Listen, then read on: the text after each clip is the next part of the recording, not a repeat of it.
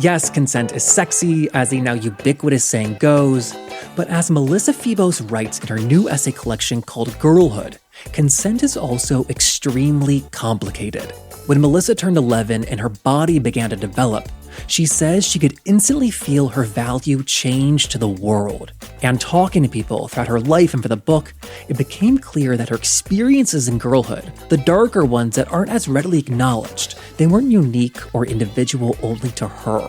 You know, in recent years, we have had this massive hardware upgrade as a culture with the Me Too movement and other things about just how complex it is when we talk about asking and giving consent, how different power dynamics play into things, and just the gray areas of it all. So just a heads up, there is some discussion of unwanted touching, sexual abuse. We don't get into any specific details, but I did want to tell you just in case that's something you don't want to hear today. From The Advocate magazine in partnership with GLAAD, I'm Jeffrey Masters, and this is the author Melissa Febos, whose new book, Girlhood, is out on March 30th.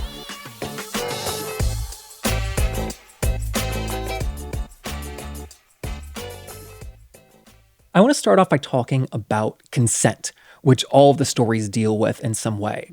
You know, when it comes to sexual consent, we tend to say things like yes means yes and no means no, which really oversimplifies things. This book captures what a truly shockingly complicated thing consent is.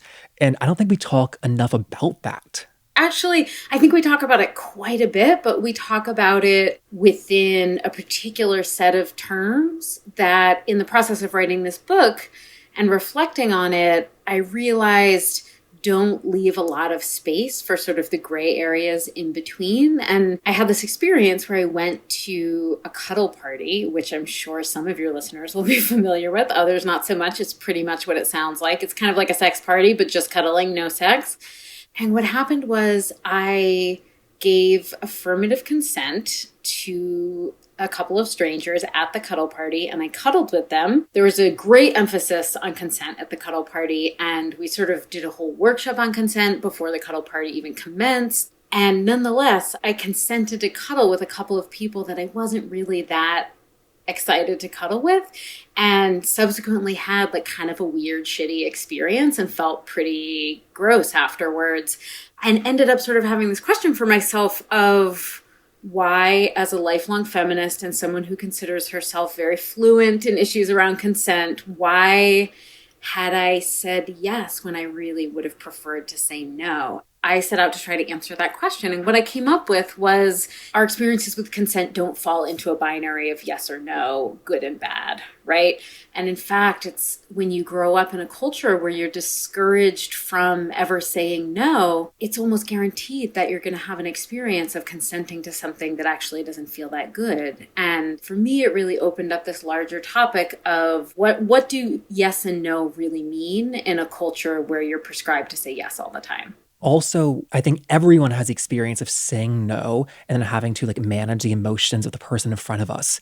And that can be a big challenge sometimes that makes you just say yes instead. But we don't teach how to deal with that. Exactly. It's messy. I'm in a relationship now where it took the whole first year of our relationship for me to get comfortable in a very welcoming environment to be I don't really feel like having sex right now, or I'd like to stop now. And my partner is so encouraging and supportive of that.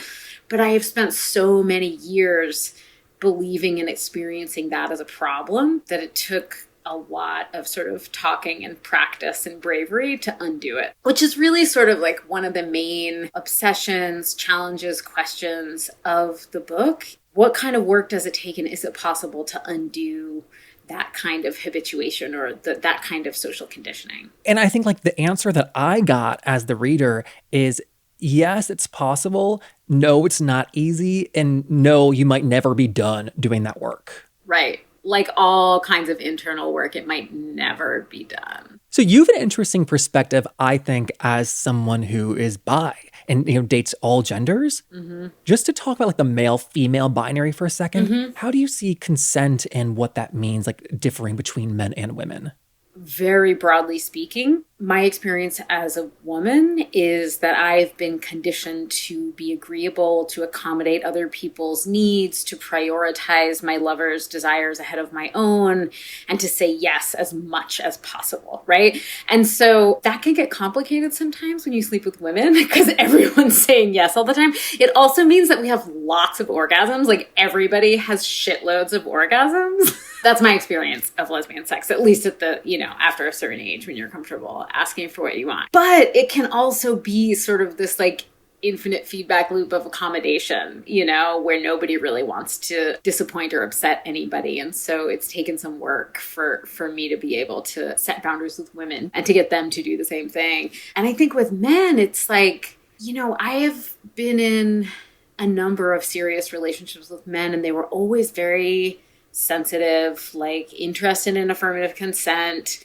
But I really encountered a lot of what I call in the book empty consent, where I had so many scripts in my mind. We just live in such a heterosexist culture that if you're having hetero sex, it's impossible not to have a million scripts downloaded into your brain just from watching movies and commercials and seeing billboards. And we know what it's supposed to look and sound like. So I think when I've slept with men, it's been harder for me to get away from those scripts. And there's a level of performativity that just turns on that I have a little bit more space from in sleeping with women. A lot of the early experiences that you write about that were not consensual, it was happening from such a large number of men.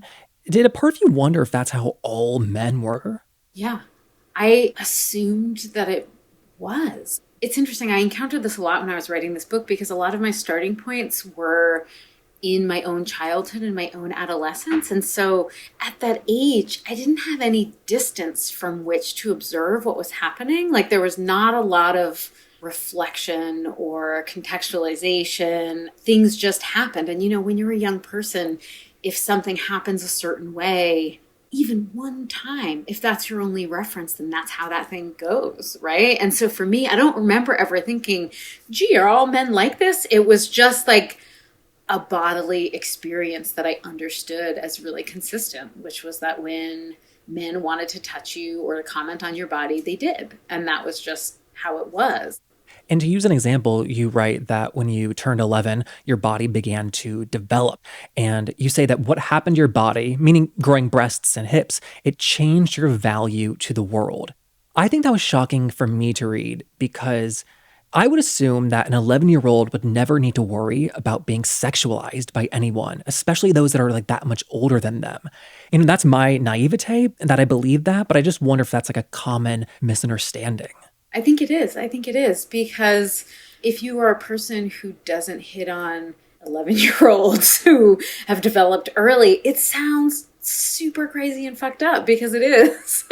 But it was, again, sort of an incredibly common experience from the girls and women that I spoke to when I was writing this book. And that wasn't actually something that I wondered about because it was so clear. It was not something that happened to me one time. It was something that, it was a radical shift. And, to be fair, I don't think anyone who looked at me would have said that looks like an 11-year-old, but I certainly looked like a 15-year-old, maybe a 16-year-old, and that definitely seemed okay to lots of people. And that's also what you get when you live in a culture that fetishizes and sexualizes youth. And so realizing that your early experiences were not exceptional, as you say, like when did you start to realize that it was common?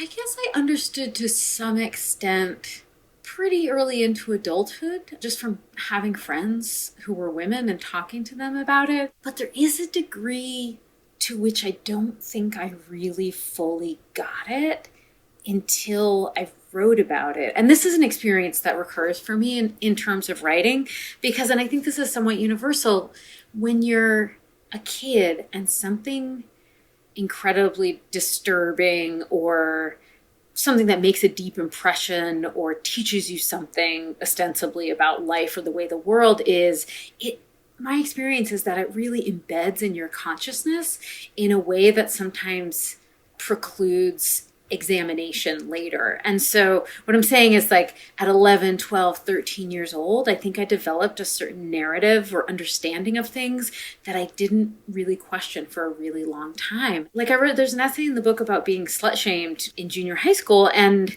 it's something I've sort of referred to obliquely or joked about and like have understood in kind of a vague way that it was shitty and not like cruel, but I didn't ever really sort of tell this whole story to anyone until I wrote about it in this book and talked to other women who had had similar experiences. And I was shocked at the similarity between our experiences and in our response to them, how very few of us ever spoke about the details to anyone because that young part of us still felt like it was our fault. And the numbers, the statistics, back up what you're saying, that there's a massive percentage of young people of all genders actually that do experience. I don't want to I don't think we need to talk about the exact experiences of being touched, but I just want people to know that we're not talking about a hand on your shoulder. We're talking about hands that go inside your underpants, if that's okay to tell people. Mm-hmm. And we're talking about these types of sexual abuse. Mm-hmm. And yet it seemed like you were hesitant to label it as sexual assault, sexual abuse. Did I get that right? Yep. It's sort of like, I don't know, the words assault, trauma, abuse, victimhood, they all connote very specific things. And from a super young age, so many of my close friends had experienced the type of assault and abuse that squared with that connotation. Like they had been raped, they had been incested. And my experiences fell in this weird in-between realm where sometimes I consented or didn't say anything and it just happened, or I was groped but sort of played it off. Or there was a power imbalance too. Right. There's a power imbalance. And those experiences, especially the ones that I consented to, but that felt terrible and really sort of affected and defined my relationship to sex and intimacy after that, they just didn't feel in the same category as those other traumas or assaults or rapes. And so I just kind of thought of them as yucky early experiences. It's been really useful for me to sort of dig into those terms and to think about the ways that we might need other terms to name the kinds of experiences that are intrusive and have long-lasting consequences and are distinct in some ways from other kinds of trauma or assault, but share a lot with those experiences. And I think that reading about it in your book for me, it helped to reframe how I think about the perpetrators. I think it's really easy to believe, we want to believe that it's just a quote unquote few bad men. And because that lets us off the hook. But when we talk about the large scale, it's a much larger group that commits these acts. And that is a harder pill to swallow. Mm-hmm. Absolutely. Something that I have sort of struggled with over time and write about some in the book is also just the way that even if the other person has no idea what's going on, if I subject myself to a sexual situation, an intimate situation that I'm not comfortable with, it has many of the same consequences as if the other person pressured me, even if they didn't, So I've had experiences having sex with women, men, non-binary people that felt in the aftermath similar to a kind of traumatic experience, but the other person didn't do anything wrong. It was just that I didn't know how to stop when I needed to. I mean, I think too, part of the cruelest parts of this is that this is something that shapes your entire life, and that most often the other person involved, it's unmemorable too. Exactly. Yeah. This is one of the reasons why I think it's important. It felt important to write about, because it feels important to be having those conversations, because, our language around consent and the ways that that's been integrated into, institutionally has come a long way, but there's still so much room for experiences that are just not spoken about, and then we have no map for how to navigate. And that conversation feels still at a really sort of rudimentary stage. We need new words for some kinds of experiences so that we can talk about them. Well, that's kind of why I love the title, Girlhood, because it'd be so easy to envision it with an exclamation point, a pink cover. Right, exactly. I struggled a lot with the title, actually, because there's a kind of layer of irony in it, right? Because girlhood also carries these connotations, and those are like innocent, STEM, idealized, basically not the things that I wrote about in the book. Like everything I wrote about in the book, none of what I wrote about in the book is what sort of person on the street's mind would conjure at the word girlhood, right? Right, but you let people know what they're getting into on the very first page. You write, girlhood was a darker time for many than we're often willing to acknowledge. Yeah, and I think I wanted to excavate that word and scoop out all of the untrue meanings and associations that it has and really sort of put on that shelf some very real, very ordinary experiences that are not what people think about when they think about the word girlhood or the experience of it. Well, tell me this, all this sexual desire was being pointed at you. Were you also experiencing sexual desire yourself? Yes. I mean, I think that is part of what made the experience so complicated for me is that I was like a very desirous, passionate, kind of sexual young person. So I would, maybe share an attraction or have excitement about a situation, and then it would veer into a place I wasn't ready for and I wasn't comfortable with and I didn't know how to extract myself from. And it was sort of like this really horrible dead end.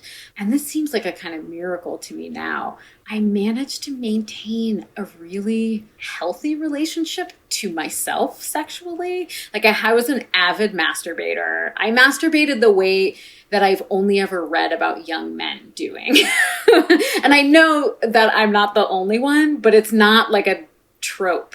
People don't write about adolescent girls whacking off constantly, but I was. Large credit is due to my family for this, for never sort of teaching us to be ashamed of our desire or our bodies. But I had a really robust, really healthy relationship to sort of self-pleasure and my own body sort of apart from what it meant to other people in public or intimately. And that has persisted pretty much for my whole life. And in some ways, I think provided a kind of map when I was ready to redefine my sexual relationship to other people. Oh, because it's one way to show yourself, your body, like, hey, this isn't all bad. Right. Yeah. And I felt, like in experiences of desire and sexuality alone, I never felt self-conscious. I never felt ashamed. I could stop whenever I wanted.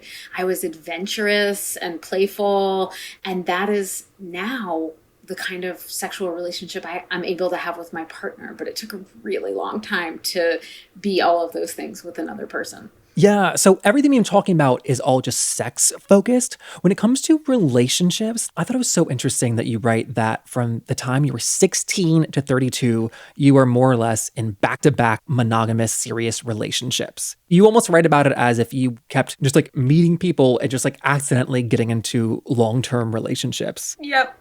And so to stop that pattern, you took a year of celibacy. I think you were 32 at this time. I was 35, actually. 35. Mm-hmm. And don't let me put words in your mouth, but you did this to just get to know yourself and to stop being codependent. Is that right? That is right. Yeah. I really did sort of just get into relationships. I'm kind of a heat-seeking missile in some ways, like I really just got so much energy from desire and closeness and intimacy and romance. And I was just so oriented towards that and toward other people for so much of my life. I had the idea probably by the time I was in my late 20s, I was like, this is interesting. I am definitely like a serial monogamist. And my relationships almost always overlapped just a little bit towards the end. And I had, in my early 30s, I had a horrible breakup.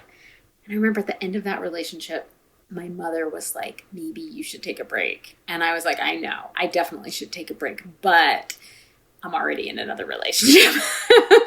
And then, that turned out to be like really intense. I wrote a whole book about it that we talked about last time I saw you. And after that relationship ended, I was like, okay, it's time to take a break. And then I got into like 5 more mini relationships, but it was almost like this experience of sort of diminishing returns, kind of like, I've been sober for a really long time. And at the end of any addict or alcoholic's like career of drinking and using, it's just like, the substance doesn't really work anymore, but you keep trying to use it. And that's how I sort of, in hindsight, look at those last few relationships. It was just like my regular cycle in a relationship, but within just a few months, over and over and over again. And then finally I was like, okay, I have to be really intentional about this.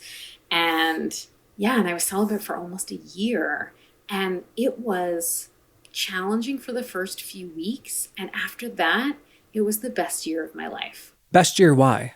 I had never been alone inside my life or even inside myself, because being codependent or even just like being in a healthy relationship, you know, it's hard to really get away from negotiating someone else's needs. And when I completely extricated myself from all entanglements, there was nobody else there. It was just me. I lived alone, and every other area and every other relationship in my life benefited from it. Like, I wrote a ton, my spiritual life grew, my creative practice grew, my friendships had never been stronger, and maybe most notably, just came to understand myself apart from how other people saw me or what other people wanted me to be. And so there are ways that I think I had never really known what my actual preferences were for. Like, what time did I want to eat dinner? You know, like, how did I want to celebrate my birthday when I wasn't negotiating a partner's input on those things?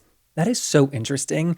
But it's also slightly hilarious that there's so many people just dying to be in relationships, and you had to take a vow of celibacy so you weren't in one. I definitely got a lot of shit from my friends who were involuntarily celibate. But, you know, I don't think it's like, I really just think that there are people who are oriented in that direction and it's a burdensome experience. And there are people who are oriented in the opposite way, and that's also a burdensome experience. Like, there's no superior inclination, you know, like there is a middle point of some kind of balance that I think is probably the best place to be, you know, where you are comfortable being alone and understand when you need time alone, but are also able to sort of be intimate and honest and closely connected in relationships. But yeah, I have definitely had people sort of come out of the woodwork as I've written about the celibacy and been like, oh no, I've also been in relationships my whole life and now I think I have to be celibate. And I'm like, it's not for me to say, but it was a really, really good experience. It really was. You know, you have an example in the book about your current partner, Danica, and it felt like a foreign country to me. You're out of town somewhere and you ask her, will you tell me something that you like about me? And I know that probably reveals my trauma, but to ask that is so vulnerable, and there's a level of intimacy that I think those words would turn to ash in my mouth. I totally know that feeling. Yeah, it really took every single minute of my life that I lived before I met her to be ready for that shit.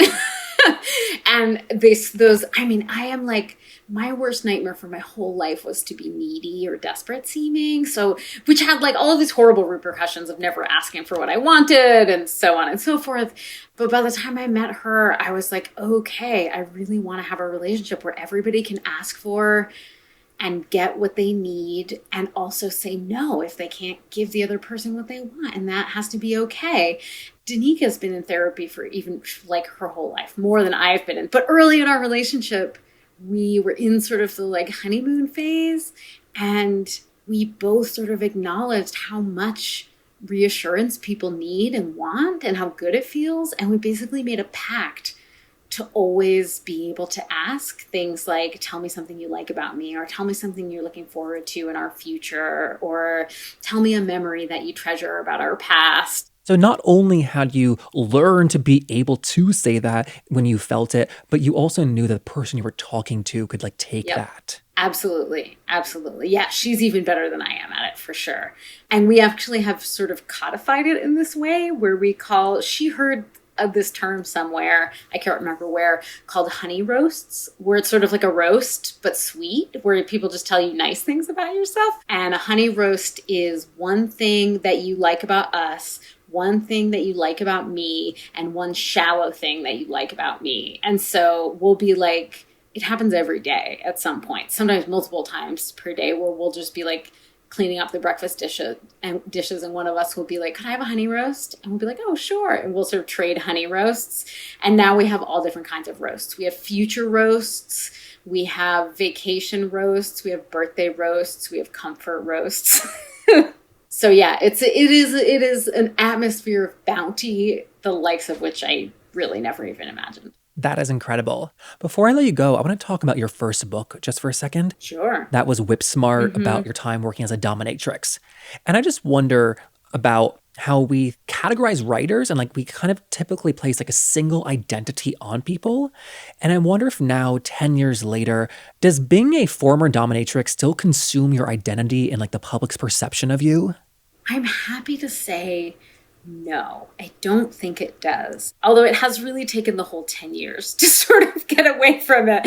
I think, I remember before I published my first book, my agent at the time said, last chance, are you sure you want to do this? And I was like, of course I want to do this. It's my dream to be a writer. And he was like, no, like publishing a book about a topic like this it's going to be out there forever. Like, and for at least a while, you're going to be known as the dominatrix writer. Are you okay with that? I was like, yeah, sure. I had no experience to base my confidence on about that, and it was challenging sometimes to have sort of every interview or every Q&A at a reading go back to the dominatrix stuff. But at this point, it's been 10 years. The books that I've written that aren't primarily about having been a dominatrix and a heroin addict now outweigh the number of books I've written about that subject by 2/3. And so I do think I've gotten away from it. I won't ever entirely. Like, I don't know who writes Wikipedia pages, but it's definitely featured intensely on my Wikipedia page. But I do feel like I've gotten a little bit of distance from that identity, thank God. But you're not running from it entirely. You do write about it in this book. You touch on it. That's right. And as we've talked about, you, it seems like are such a different person from the person who was a dominatrix, from the person who wrote that book about it, and now this person 10 years later. How did it feel different to revisit that time? It's different every time. And this is something that I felt conflicted about earlier in my career because, when I was writing my second book, occasionally some like addiction or dominatrix related material would sort of pop up and want to be included. And I was like, no, go away. I already wrote a whole book about you. I can't be the dominatrix lady anymore. But as an artist, I have learned that it's impossible to sort of send away things when they really come knocking during the creative process. So I let it in and I wrote a little bit about it. And it turns out that my perspective on it changed dramatically. And it was really interesting for me to discover that in writing the second book. And so when I was writing this third book, I had that reference. And when it sort of popped up again, I was like, all right, let's see what's there. And once again, it was like a totally different perspective from that perspective I'd had as a, 26 or 7-year-old when I was writing my first book. And actually, something that I've heard back from readers pretty often is that it's a valuable experience as a reader to be able to observe a writer reflecting on experiences multiple times and demonstrating the way that perspective can change over time. Like, what a relief that we don't have to hold on to the first story we have about something that happened to us, right? Well, also, I think a less skilled writer would not have ordered these essays in that way, where you start off at girlhood, you kind of take yourself to adulthood, and then the last essay actually is about a period in your life when you still were using heroin. Mm-hmm. I think like another writer would not have like wanted to like leave their writer with like, Melissa used heroin, Right. And like close the book. Yeah, I think it's important. I wanted to end with that essay because it really sort of lines up that younger self with that older person who was writing the essay. And it was important for me to show at the end the difference. Like even now, when I meet people sometimes who have read my first book, when they meet me, they're like, oh, you're not what I expected. And I'm like, what does that mean? And they basically say like, you're so much softer than I thought, like you're so much more lighthearted and like you just seem like a gentler sort of soul than you imagine a former dominatrix and heroin addict would be. And, in this new book and in that last essay particularly, I think I was trying to show the work that it took to sort of soften in those ways. I try not to have contrived happy endings because it creates unrealistic expectations, Happy endings are always temporary and they're always hard won. I think that's an amazing place to leave it. Thank you so much for the amazing conversation. Thank you so much, Jeffrey. It's always such a pleasure to talk to you. And that is Melissa Febos. Her new book, Girlhood, is out on March 30th. I think you'll love it. It is very likely going to be on my very own personal best of the year list. The other books of hers that we mentioned are called Abandon Me and Whip Smart. And then big announcement. Here it is. I'm out of my mind excited to tell you that next week we will be back with Amy freaking Ray of the Indigo Girls, aka the greatest band of all time. So that is next week. Make sure that you're subscribed. You do not want to miss it. And as always, if you enjoyed the show, doing things like leaving a review on Apple Podcasts and posting about us on social media are the biggest things you can do to help our show continue to grow. So thank you so much to everyone who does that. It really does make a big difference. We're brought to you by The Advocate magazine in partnership with GLAAD. I'm Jeffrey Masters, and I'll see you next week. Bye.